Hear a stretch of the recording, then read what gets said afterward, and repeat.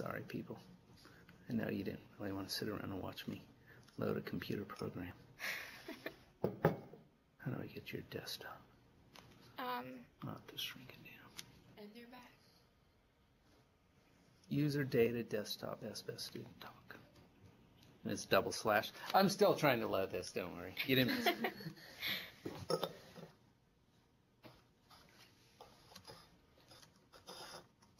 User data might have to be capitalized. Just the U in it. User data desktop SBS student. What I call it? Student talk, I think. It's at the top. Yeah.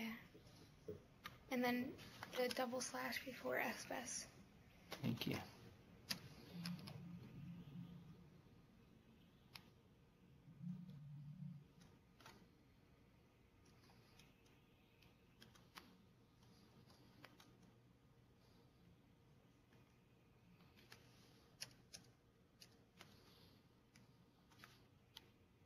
All right, watch this.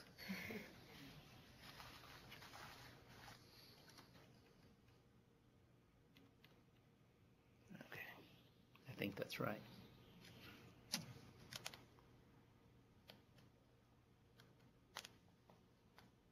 Hey, it loaded. All right, so let me find it now. All right, so this is a brain.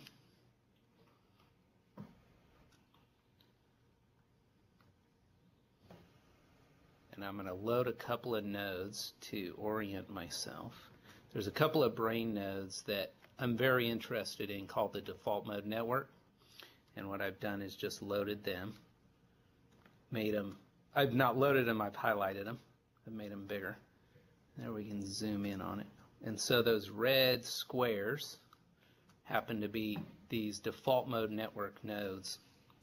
And then what I can do now is initialize it with any given state, right? I mean, I could do whatever I wanted, but we have it set up where you can randomly turn on some number of nodes. So, or actually, I'll just turn on the default mode network. And then I will, if I can make this work, let me shrink this up. There we go. So now I've turned them on. Yellow is on, red is off. And then based on what I'm going to do here, turns out to be Wolfram's Rule 110. So just like I talked about Rule 110, every node is going to say, am I on? And then it's going to say, is some percentage of my positive neighbors on? Is some percentage of my negative neighbors on? And that percentage is set up right here in this example. And then you can tell it, okay, run. And that shows the activity of the different nodes, and you can see them flashing around. And the cool thing is, so now these things are basically computing. What? I have absolutely no idea what they're computing. I told Satoru, one of the guys I work with yesterday, look, it's happy. He said, how do you know? And I said, it told me so. But so you can get a lot of different cool patterns of activity. In this case, if you look at it, it's got a pretty cool period.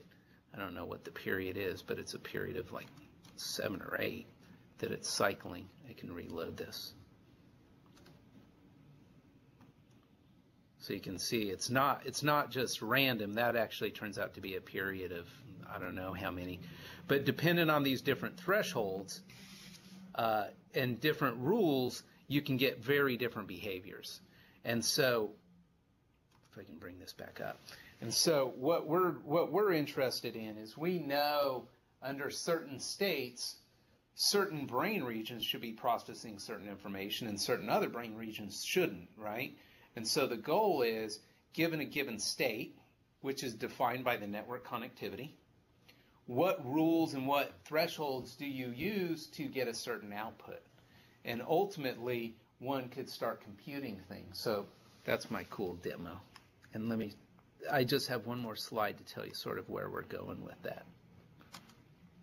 That's all Karen's work. I didn't do it. She gets all the credit for that because I just asked her, please make it work.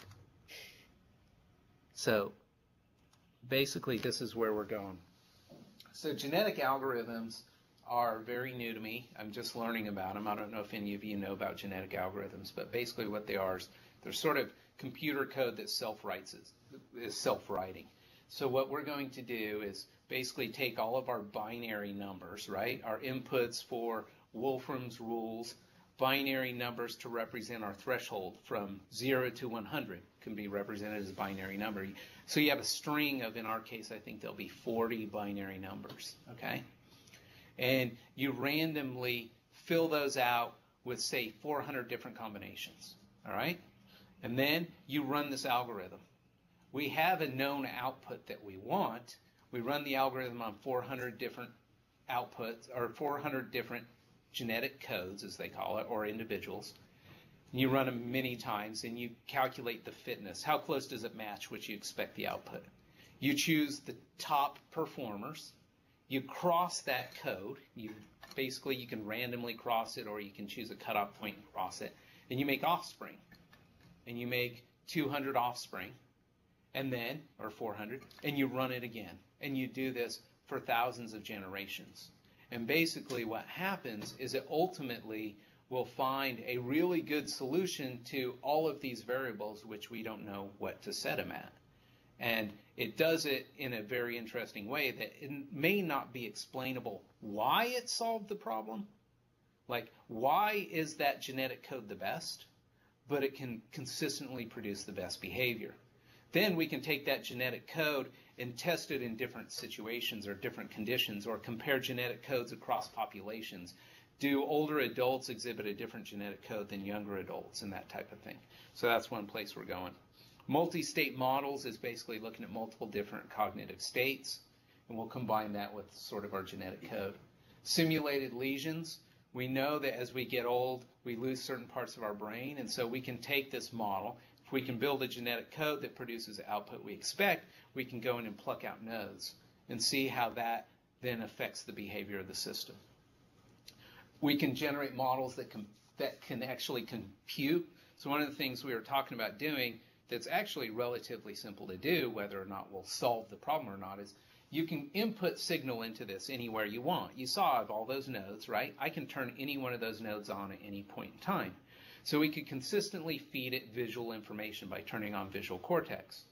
And we could tell it to decide, was it getting something in its upper or lower visual field based on where we put the signal, right? And then you basically run your genetic algorithm and have the brain push a button by turning on its right or left motor cortex. And so it can actually compute and make a decision, was I seeing something up here, or was I seeing something down here? And then lastly, one of the things I'm really interested in is moving this on to patients, and how can we use this to better understand disease, to predict disease, to make prognoses. I mean, that's all pie in the sky, way, way, way down the road, but that's ultimately where I'd like to take some of this. And I think that's it. My lab, the lab I work with, there's like 12 of us, is awesome. It's called the Laboratory for Complex Brain Networks, and everybody contributes. I'm just here talking to everyone, helps do all this stuff. It's a really great lab, and our funding helped pay for a lot of this. And I think that's it. My small world is have a nerdy small world joke. So that's all I got, and I'm happy to answer any questions that anyone might have.